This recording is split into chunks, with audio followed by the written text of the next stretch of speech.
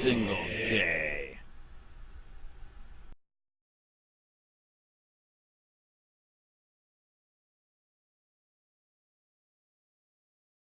Is Big Tech merging with Big Brother?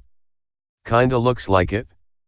A friend of mine, who runs a large television production company in the Carmad city of Los Angeles, recently noticed that his intern, an aspiring filmmaker from the People's Republic of China, was walking to work. When he offered to arrange a swifter mode of transportation, she declined. When he asked why, she explained that she needed the steps on her Fitbit to sign into her social media accounts. If she fell below the right number of steps, it would lower her health and fitness rating, which is part of her social rating, which is monitored by the government. A low social rating could prevent her from working or traveling abroad. China's social rating system, which was announced by the ruling Communist Party in 2014, will soon be a fact of life for many more Chinese.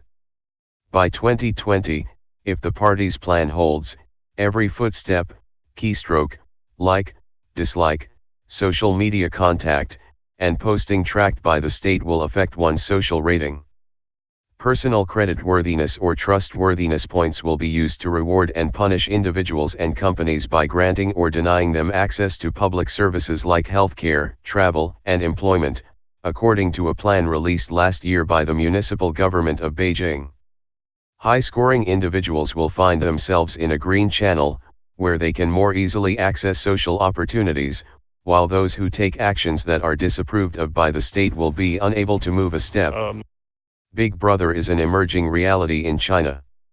Yet in the West, at least, the threat of government surveillance systems being integrated with the existing corporate surveillance capacities of big data companies like Facebook, Google, Microsoft, and Amazon into one gigantic all-seeing eye appears to trouble very few people, even as countries like Venezuela have been quick to copy the Chinese model.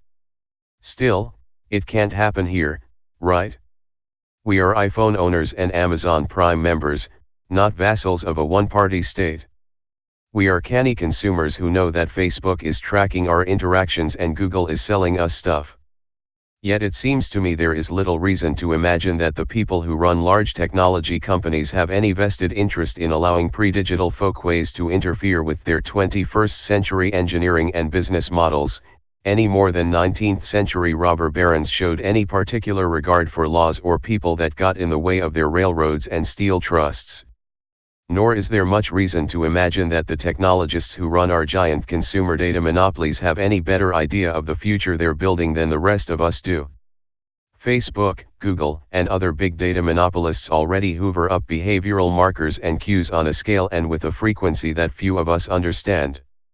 They then analyze, package, and sell that data to their partners.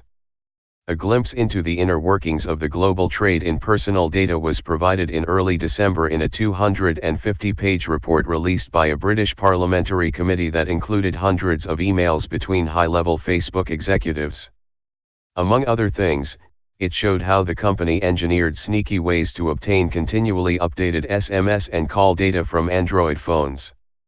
In response, Facebook claimed that users must opt in for the company to gain access to their texts and calls. The machines and systems that the techno-monopolists have built are changing us faster than they or we understand. The scale of this change is so vast and systemic that we simple humans can't do the math, perhaps in part because of the way that incessant smartphone use has affected our ability to pay attention to anything longer than 140 or 280 characters. As the idea of a right to privacy, for example, starts to seem hopelessly old-fashioned and impractical in the face of ever more invasive data systems whose eyes and ears, i.e., our smartphones, follow us everywhere, so has our belief that other individual rights, like freedom of speech, are somehow sacred. Being wired together with billions of other humans in vast networks mediated by thinking machines is not an experience that humans have enjoyed before. The best guides we have to this emerging reality may be failed 20th century totalitarian experiments and science fiction. More on that a little later. The speed at which individual rights and privacy-based social arrangements collapse is likely to depend on how fast big tech and the American national security apparatus consummate a relationship that has been growing ever closer for the past decade. While U.S. surveillance agencies do not have regular real-time access to the gigantic amounts of data collected by the likes of Google, Facebook, and Amazon as far as we know, anyway, there is both anecdotal and hard evidence to suggest that the once distant planets of consumer big tech and American surveillance agencies are fast merging into a single corporate bureaucratic life world, whose potential for tracking, sorting, gaslighting, manipulating, and censoring citizens may result in a softer version of China's Big Brother. These troubling trends are accelerating in part because big tech is increasingly beholden to Washington, which has little incentive to kill the golden goose that is filling its tax and political coffers. One of the leading corporate spenders on lobbying services in Washington, D.C., in 2017 was Google's parent company, Alphabet, which, according to the Center for Responsive Politics, spent more than $18 million. Lobbying Congress and government helps tech companies like Google win large government contracts. Perhaps more importantly, it serves as a shield against attempts to regulate their wildly lucrative businesses. If anything, measuring the flood of tech dollars pouring into Washington, D.C., law firms, lobbying outfits, and think tanks radically understates big tech's influence inside the Beltway. By buying the Washington Post, Amazon's Jeff Bezos took direct control of Washington's hometown newspaper. In locating one of Amazon's two new headquarters in nearby Northern Virginia, Bezos made the company a major employer in the area with 25,000 jobs to offer. Who will get those jobs? Last year, Amazon Web Services announced the opening of the new AWS secret region, the result of a 10-year, $600 million contract the company won from the CIA in 2014. This made Amazon the sole provider of cloud services across the full range of data classifications, including unclassified, sensitive, secret, and top secret, according to an Amazon corporate press release. Once the CIA's Amazon-administered self-contained servers were up and running, the NSA was quick to follow suit, announcing its own integrated big data project. Last year the agency moved most of its data into a new classified computing environment known as the Intelligence Community GovCloud, an integrated big data fusion environment, as the news site NextGov described it, that allows government analysts to connect the dots across all available data sources, whether classified or not. The creation of IC GovCloud should send a chill up the spine of anyone who understands how powerful these systems can be and how inherently resistant they are to traditional forms of oversight, whose own track record can be charitably described as poor. Amazon's IC GovCloud was quickly countered by Microsoft's secure version of its Azure Government Cloud Service, tailored for the use of 17 U.S. intelligence agencies. Amazon and Microsoft are both expected to be major bidders for the Pentagon's Secure Cloud System, the Joint Enterprise Defense Initiative JEDI, a winner-take-all contract that will likely be worth at least $10 billion. With so many pots of gold waiting at the end of the Washington, D.C. rainbow, it seems like a small matter for tech companies to turn over our personal data, which legally speaking, is actually their data, to the spy agencies that guarantee their profits. This is the threat that is now emerging in plain sight. It is something we should reckon with now, before it's too late. In fact, big tech and the surveillance agencies are already partners. According to a 2016 report by Reuters, Yahoo designed custom software to filter its users' emails and deliver messages that triggered a set of search terms to the NSA. The company's security chief quit in protest when he learned of the program. Yahoo is a law-abiding company, and complies with the laws of the United States, the company said in a statement, which notably did not deny the activity, while perhaps implying that turning over user data to government spy agencies is legal. While Google has stated that it will not provide private data to government agencies, that policy does not extend beyond America's borders. At the same time as Yahoo was feeding user data to the NSA, Google was developing a search engine called Dragonfly in collaboration with the Communist Party of China. In a letter obtained by The Intercept, Google CEO Sundar Pichai told a group of 6 U.S. senators that Dragonfly could have broad benefits inside and outside of China but refused to release other details of the program, which the company's search engine chief, Ben Gomez, informed Google staff would be released in early 2019.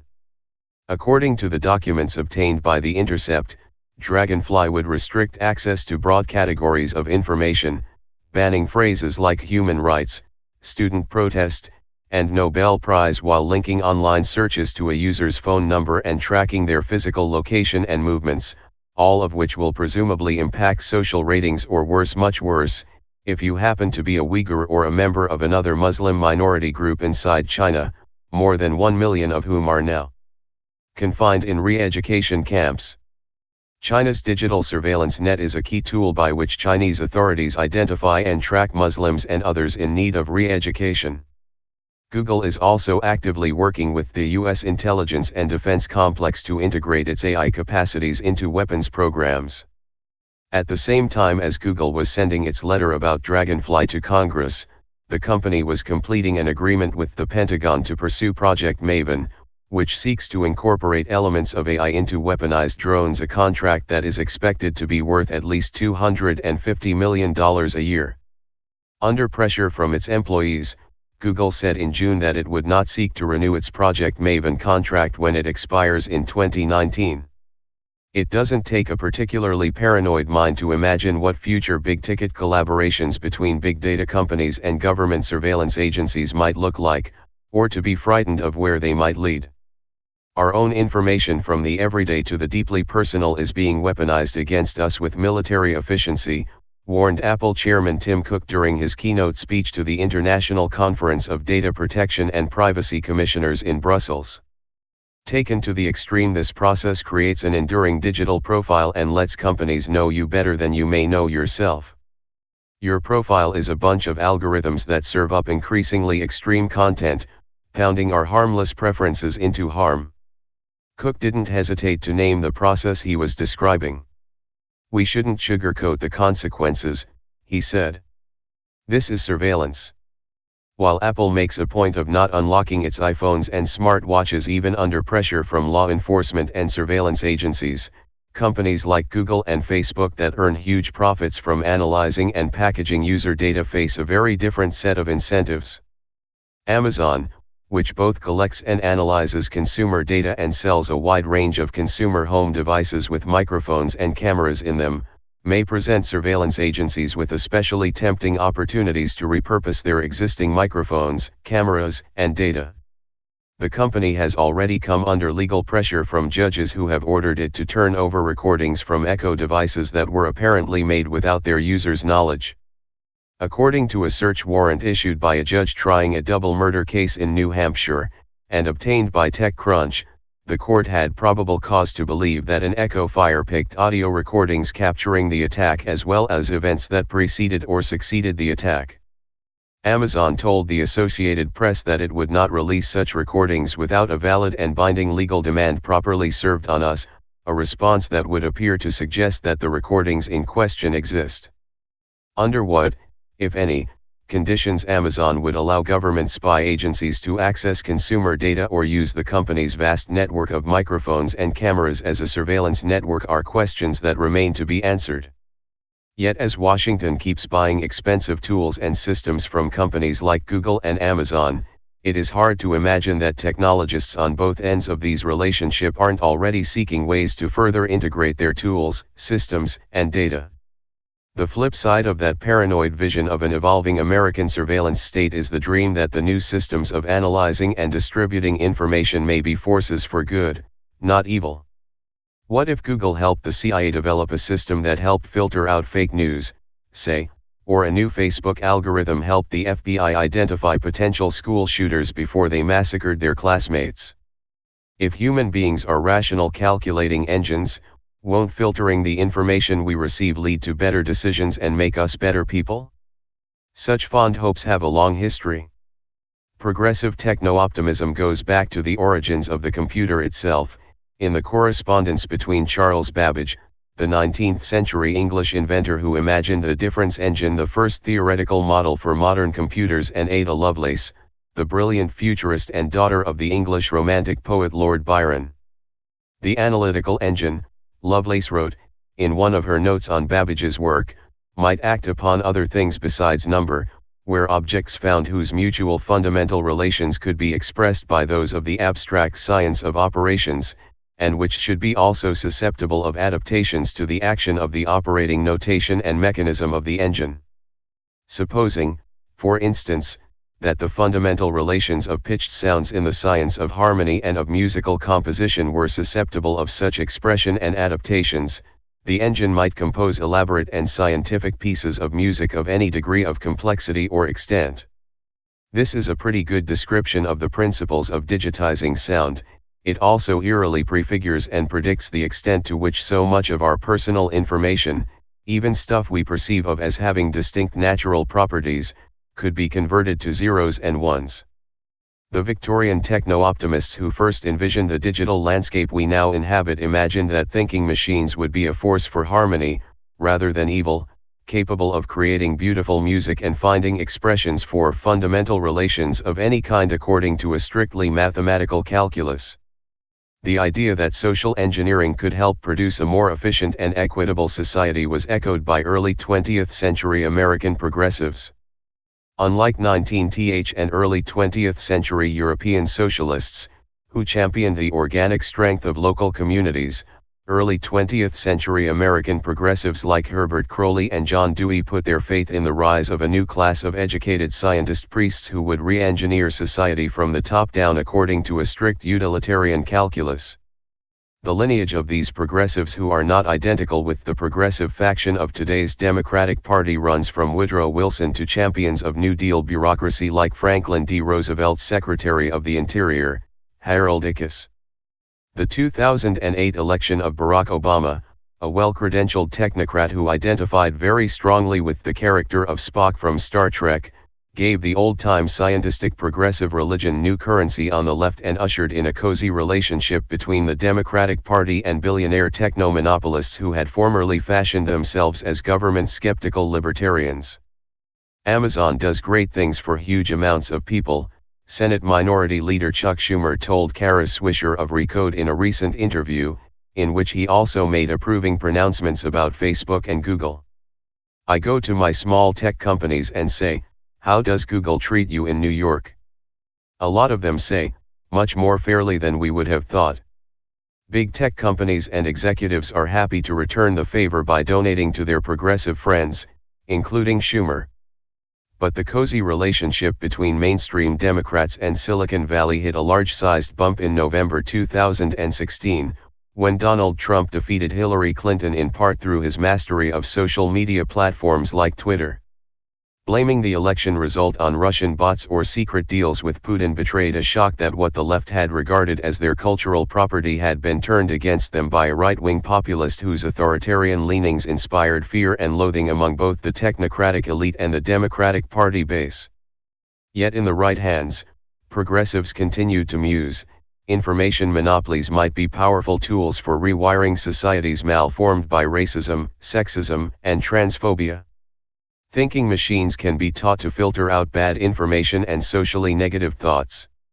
Good algorithms, as opposed to whatever Google and Facebook are currently using, could censor neo-Nazis, purveyors of hate speech, Russian bots, and transphobes while discouraging voters from electing more Trumps. The crowdsourced wisdom of platforms like Twitter, powered by circles of mutually credentialing blue-checked experts, might mobilize a collective will to justice, which could then be enforced on retrograde institutions and individuals. The result might be a better social order, or as data scientist Emily Gorsensky put it, revolution. The dream of centralized control over monopolistic information providers can be put to more prosaic political uses. Two or so politicians confronted by a fractured and tumultuous digital media landscape must hope. In advance of next year's elections for the European Parliament, which will take place in May, French President Emmanuel Macron signed a deal with Facebook in which officials of his government will meet regularly with Facebook executives to police hate speech. The program, which will continue through the May elections, apparently did little to discourage fuel riots by the Gilets jaunes, which have set Paris and other French cities ablaze, even as a claim that a change in Facebook's local news algorithm was responsible for the rioting was quickly picked up by French media figures close to Macron. At root, the utopian vision of AI-powered information monopolies programmed to advance the cause of social justice makes sense only when you imagine that humans and machines think in similar ways. Whether machines can think, or to put it another way, whether people think like machines is a question that has been hotly debated for the past 5 centuries. Those debates gave birth to modern liberal societies, whose foundational assumptions and guarantees are now being challenged by the rise of digital culture. To recap some of that history, in the 17th century, the German philosopher Gottfried Leibniz amused himself with thinking about the nature of thinking. His most eloquent modern American popularizer, the UC Berkeley philosopher John Searle, asked Leibniz's essential question like this. Imagine you taught a machine to speak Chinese and you locked it in a room with a man who did not speak Chinese.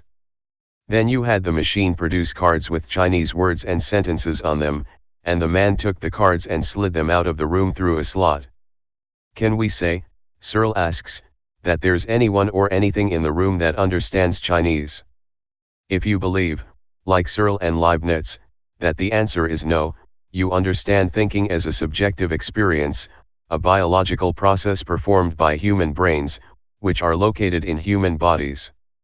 By definition, then, the human brain is not a machine, and machines can't think, even if they can perform computational feats like multiplying large numbers at blinding speeds. Alan Turing gave an elegant answer to the Leibniz/Searle question when he said that the only true mark of consciousness is the ability to think about oneself. Since you can build machines that fix their own problems, debug themselves, these machines are innately self-aware, and therefore there's nothing stopping them from evolving until they reach HAL-like proportions. What does the history of thinking about thinking have to do with dreams of digitally mediated social justice? For Thomas Hobbes, who inspired the social contract theorist John Locke, thinking was nothing more than reckoning, meaning mathematical calculation. David Hume, who extended Hobbes' ideas in his own theory of reason, believed that all of our observations and perceptions were nothing more than atomic-level impressions that we couldn't possibly make sense of unless we interpreted them based on a utilitarian understanding of our needs, meaning the attempt to derive the greatest benefit from a given operation. If, following Locke and Hume, human beings think like machines, then machines can think like human beings, only better. A social order monitored and regulated by machines that have been programmed to be free of human prejudice while optimizing a utilitarian calculus is therefore a plausible enough way to imagine a good society. Justice-seeking machines would be the better angels of our nature, helping to bend the arc of history toward results that all human beings, in their purest, most rational state, would, or should, desire. The origin of the utilitarian social calculus and its foundational account of thinking as a form of computation is social contract theory. Not coincidentally, these accounts evolved during the last time Western societies were massively impacted by a revolution in communications technology, namely the introduction of the printing press, which brought both the text of the Bible and the writings of small circles of Italian and German humanists to all of Europe. The spread of printing technologies was accompanied by the proliferation of the simple hand mirror, which allowed even ordinary individuals to gaze at a true reflection of their own faces, in much the same way that we use iPhones to take selfies. Nearly every area of human imagination and endeavor, from science to literature to painting and sculpture to architecture, was radically transformed by the double meteor-like impact of the printing press and the hand mirror, which together helped give rise to scientific discoveries, great works of art, and new political ideas that continue to shape the way we think, live, and work. The printing press fractured the monopoly on worldly and spiritual knowledge long held by the Roman Catholic Church, bringing the discoveries of Erasmus and the polemics of Martin Luther to a broad audience and fueling the Protestant Reformation, which held that ordinary believers, individuals, who could read their own Bibles and see their own faces in their own mirrors, might have unmediated contact with God. What was once the province of the few became available to the many, and the old social order that had governed the lives of Europe for the better part of a millennium was largely demolished. In England, the broad diffusion of printing presses and mirrors led to the bloody and ultimately failed anti-monarchical revolution led by Oliver Cromwell. The 30 Years' War, fought between Catholic and Protestant believers and hired armies in Central and Eastern Europe, remains the single most destructive conflict, on a per capita basis, in European history, including the First and Second World Wars. The information revolution spurred by the advent of digital technologies may turn out to be even more powerful than the Gutenberg Revolution. It is also likely to be bloody. Our inability to wrap our minds around a sweeping revolution in the way that information is gathered, analyzed, used, and controlled should scare us. It is in this context that both right and left-leaning factions of the American elite appear to accept the merger of the U.S. military and intelligence complex with big tech as a good thing, even as centralized control over information creates new vulnerabilities for rivals to exploit. The attempt to subject the American information space to some form of top-down, public-private control was in turn made possible and perhaps, in the minds of many on both the right and the left, necessary by the collapse of the 20th century American institutional press. Only 2 decades ago, the social and political power of the institutional press was still so great that it was often called the Fourth Estate, a meaningful check on the power of government. The term is rarely used anymore, because the monopoly over the printed and spoken word that gave the press its power is now gone. Why? Because in an age in which every smartphone user has a printing press in their pocket, there is little premium in owning an actual, physical printing press. As a result, the value of legacy print brands has plummeted. Where the printed word was once a rare commodity, relative to the sum total of all the words that were written in manuscript form by someone, today nearly all the words that are being written anywhere are available somewhere online. What's rare, and therefore worth money, are not printed words but fractions of our attention. The American media market today is dominated by Google and Facebook, large platforms that together control the attention of readers and therefore the lion's share of online advertising. That's why Facebook, probably the world's premier publisher of fake news, was recently worth $426 billion, and Newsweek changed hands in 2010 for $1, and why many once familiar magazine titles no longer exist in print at all. The operative, functional difference between today's media and the American media of 2 decades ago is not the difference between old-school New York Times reporters and new media bloggers who churn out opinionated takes from their desks. It is the difference between all of those media people, old and new, and programmers and executives at companies like Google and Facebook. A set of key social functions communicating ideas and information has been transferred from one set of companies, operating under one set of laws and values, to another, much more powerful set of companies, which operate under different laws and understand themselves in a different way. According to Section 230 of the Communications Decency Act, information service providers are protected from expensive libel lawsuits and other forms of risk that publishers face.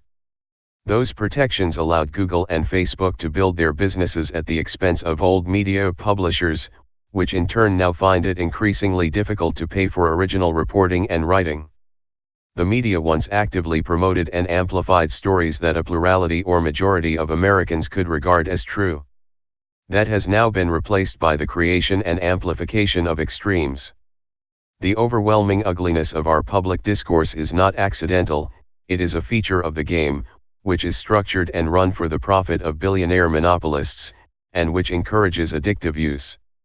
The result has been the creation of a socially toxic vacuum at the heart of American democracy, from which information monopolists like Google and Facebook have sucked out all the profit, leaving their users ripe for top-down surveillance, manipulation, and control. Today, the printing press and the mirror have combined in the iPhone and other personal devices, which are networked together. 10 years from now, thanks to AI, those networks and the entities that control them, government agencies, private corporations, or a union of both, may take on a life of their own. Perhaps the best way to foresee how this future may play out is to look back at how some of our most far-sighted science fiction writers have wrestled with the future that is now in front of us. The idea of intelligent machines rising to compete with the human beings who built them was seldom considered until Samuel Butler's Erewhon, which was published in 1872. Riffing on Darwin, Butler proposed that if the species can evolve to the detriment of the weak, so could machines, until they would eventually become self-sufficient. Since then, science fiction has provided us with our best guides to what human societies mediated or run by intelligent machines might look like. How precisely the machines might take over was first proposed by Karel Čapek's RUR, the 1921 play that gave us the term robot. Interestingly, Čapek's automatons aren't machines, they emerge from the discovery of a new kind of biomatter that differs from our own in that it doesn't mind abuse or harbor independent desires. In the play, the humans are degenerates who stop procreating and succumb to their most selfish and strange whims, while the robots remain unerring in their calculations and indefatigable in their commitment to work. The machines soon take over, killing all humans except for a single engineer who happens to work and think like a robot. In the play's third act, the engineer, ordered by the robots to dissect other robots in order to make them even better, is about to take the knife to two robots, a male and a female, who have fallen in love. They each beg for the other's life, leading the engineer to understand that they have become human. He spares them, declaring them the new Adam and Eve. This soulful theme of self-awareness being the true measure of humanity was taken up by dozens of later science fiction authors, most notably Philip K. Dick in Do Androids Dream of Electric Sheep, which became the film Blade Runner. Yet even classic 20th century dystopias like Aldous Huxley's Brave New World or George Orwell's 1984 tell us little about the dangers posed to free societies by the fusion of big data, social networks, consumer surveillance, and AI. Perhaps we are reading the wrong books. Instead of going back to Orwell for a sense of what a coming dystopia might look like, we might be better off reading We, which was written nearly a century ago by the Russian novelist Yevgeny Zamyatin. We is the diary of state mathematician D503, whose experience of the highly disruptive emotion of love for I-330, a woman whose combination of black eyes, white skin, and black hair strike him as beautiful. This perception, which is also a feeling, draws him into a conspiracy against the centralized surveillance state. The only state, where we takes places, is ruled by a highly advanced mathematics of happiness, administered by a combination of programmers and machines. While love has been eliminated from the only state as inherently discriminatory and unjust, sex has not. According to the Lex Sexualis, the government sex code, each number has a right towards every other number as a sex object. Citizens, or numbers, are issued ration books of pink sex tickets. Once both numbers sign the ticket, they are permitted to spend a sex hour together and lower the shades in their glass apartments. Zamyatin was prescient in imagining the operation and also the underlying moral and intellectual foundations of an advanced modern surveillance state run by engineers. And if 1984 explored the opposition between happiness and freedom, Zamyatin introduced a third term into the equation, which he believed to be more revolutionary and also more inherently human: beauty. The subjective human perception of beauty, Zamyatin argued, along lines that Leibniz and Searle might approve of, is innately human, and therefore not ultimately reconcilable with the logic of machines or with any utilitarian calculus of justice. In We, the rule of utilitarian happiness is embodied in the integral, a giant computing machine/spaceship that will force into the yoke of reason other unknown beings that inhabit other planets, perhaps still in a wild state of freedom. By eliminating freedom and all causes of inequality and envy, the only state claims to guarantee infinite happiness to humankind through a perfect calculus that the integral will spread throughout the solar system. In reality, sexual relationships are a locus of envy and inequality in the only state, where power rests in the hands of an invisible elite that has removed itself somewhere beyond the clouds. But the real threat to the ideal of happiness incarnated in the integral is not inequality or envy or hidden power. It is beauty, which isn't rational or equal, and at the same time doesn't exclude anyone or restrict anyone else's pleasure, and therefore frustrates and undermines any utilitarian calculus. For D503, Dance is beautiful, mathematics is beautiful, the contrast between I-330's black eyes and black hair and white skin is also beautiful. Beauty is the answer to D503's urgent question, what is there beyond? Beauty is the ultimate example of human unfreedom and unreason, being a subjectivity that is rooted in our biology, yet at the same time rooted in external absolutes like mathematical ratios and the movement of time. As the critic Giovanni Basile writes in an extraordinarily perceptive critical essay, The Algebra of Happiness, the utopia implied by Zamayatin's dystopia is a world in which happiness is intertwined with a natural unfreedom that nobody imposes on anyone else, a different freedom from the one with which the great inquisitor protects mankind, a paradoxical freedom in which there is no power if not in the nature of things, in music, in dance, and in the harmony of mathematics. Against a centralized surveillance state that imposes a motionless and false order and an illusory happiness in the name of a utilitarian calculus of justice, Basile concludes, Zamayatin envisages a different utopia. In fact, only within the here and now of beauty may the equation of happiness be considered fully verified. Human beings will never stop seeking beauty, Zamayatin insists, because they are human. They will reject and destroy any attempt to reorder their desires according to the logic of machines. A national or global surveillance network that uses beneficent algorithms to reshape human thoughts and actions in ways that elites believe to be just or beneficial to all mankind is hardly the road to a new Eden. It's the road to a prison camp. The question now, as in previous such moments, is how long it will take before we admit that the riddle of human existence is not the answer to an equation. It is something that we must each make for ourselves, continually, out of our own materials, in moments whose permanence is only a dream. David Samuels is a contributing writer at the New York Times Magazine. He is a longtime contributor to Harper's, N+1 and The New Yorker.